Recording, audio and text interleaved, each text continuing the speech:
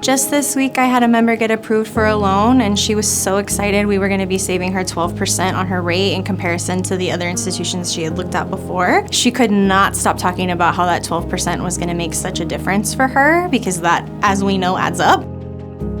There is a time that comes to mind with a member. He was going through a financial situation where he found himself, in a difficult spot. He wasn't too sure exactly what options were available to him. After going through a couple options with him, he finally decided on a cash-out refinance. We actually were able to lower the original rate that he had. We were able to give him enough money to pay off the obligations that he had, and he was very happy. He felt a relief.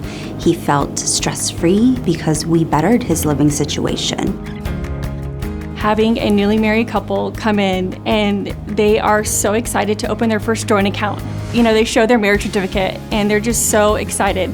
Seeing this new wife share her new ID with her new last name, and being there on that new chapter, it just feels so genuine and loving that we get to be there with him on this journey. You don't want to take for granted that you get to be there at this new chapter. I actually help our members create their new future here with us, from creating bonus checking accounts, which was one of the best products that we offer. You have the identity theft protection, credit monitoring, accidental death and dismemberment insurance, and you can earn that rate.